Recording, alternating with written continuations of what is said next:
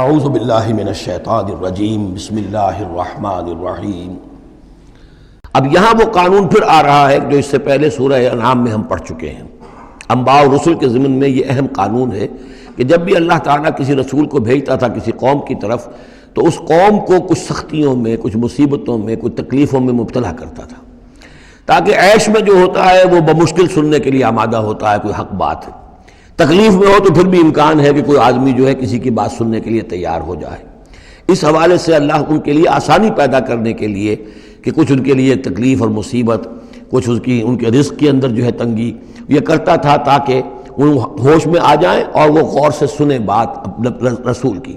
لیکن اگر اس سب کے باوجود وہ پھر بھی نہیں مانتے تھے، نہیں سنتے تھے، تو اس کے بعد پھر یہ کہ ان پر اللہ تعالیٰ الٹا اپنی نعمتوں کے خزانے کھول دیتا تھا کہ اب کر لو عیش جتنے کرنے، اب آخری بربادی جو آنی ہے، جیسے کہ جب مچھلی جو کانٹے میں پھنس جاتی ہے تو پھر وہ شکاری جو ہے وہ چھوڑتا ہے ڈور کو، ڈھیل دیتا ہے، اب جاؤ جہاں تک جانا ہے، پھنسی ہوئی تو ہے، جائے گی کہاں، لہذا اب تم جو ہے اس انجام کو پہنچنے تو ہو، اس سے پہلے جو بھی تم کر سکتے ہو کھاؤ پیو عیش کر لو۔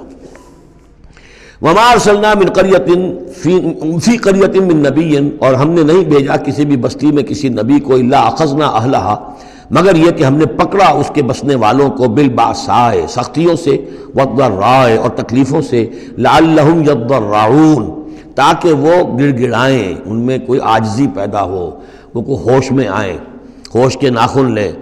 ثم بدلنا مکان السیئۃ الحسنہ، پھر ہم نے جب وہ اڑے رہے اس کے باوجود، پھر ہم نے اس برائی کی جگہ پر بھی بھلائی بدل دی، اب کھاؤ پیو، خزانے کھول دی ہم نے تم پر، حتی عفوا، یہاں تک کہ وہ خوب بڑھ گئے، بڑھوتری ہو رہی ہے، ترقی ہو رہی ہے۔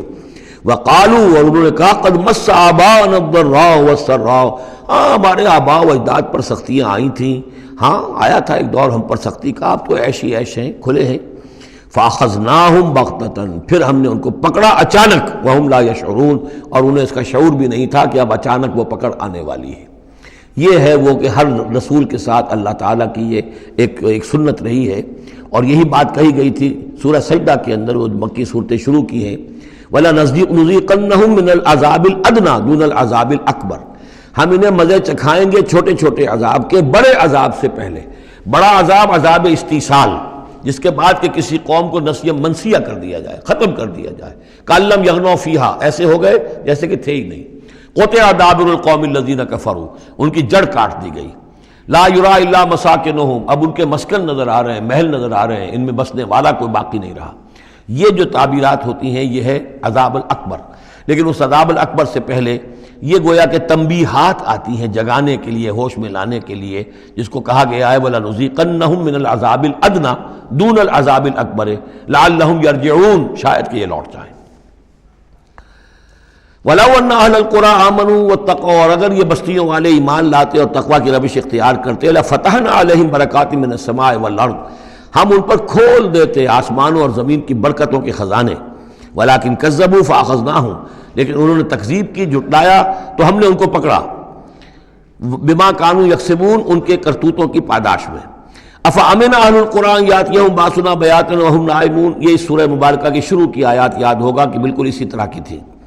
تو کیا یہ بستیوں والے اب جو یہ بستیوں میں آباد ہیں یہ اس سے بالکل نچنت ہو گئے ہیں کہ ان کے پاس نہیں آ سکتا ہمارا عذاب، جبکہ وہ رات کو سوئے ہوئے ہوں، یا وہ ہم نائمون بیاتن، رات گزار رہے ہوں اور سوئے ہوئے ہوں۔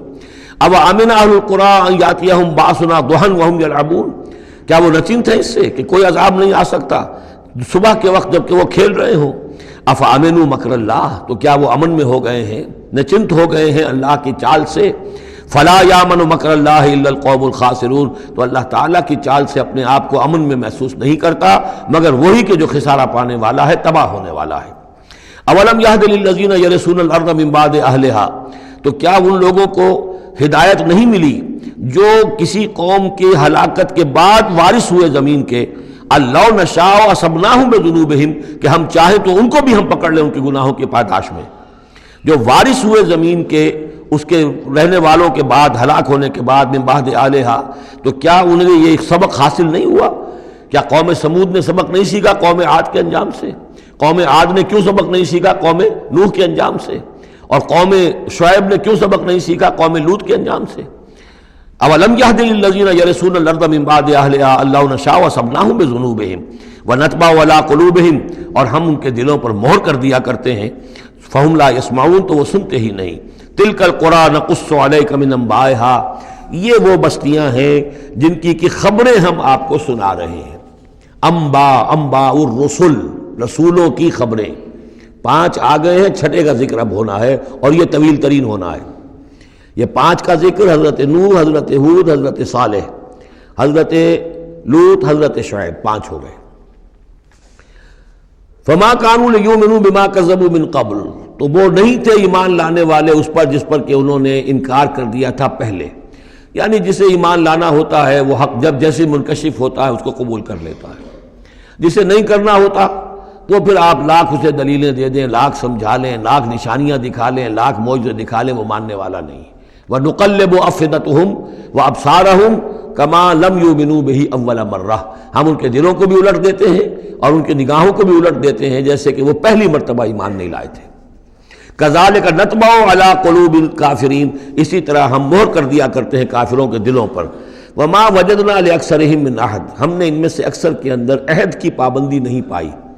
ظاہر بات ہے کہ ہر قوم ابھری ہے تو ایک رسول کے سہارے سے ابھری ہے، رسول کی تعلیمات نہیں ہوں گی، رسول نے وصیتیں کی ہوں گی، رسول نے ان سے میثاق لیے ہوں گے، لیکن یہ کہ ان کے اندر وہ عہد نہیں تھا کہ اپنے اس عہد کی پابندی کرتے۔ وَإِن وَجَدْنَا أَكْثَرَهُمْ لَفَاسِقِينَ، اور ہم نے تو ان کی اکثریت کو فاسق، ناہنجار اور سرکش ہی پایا۔ صدق اللہ العظیم۔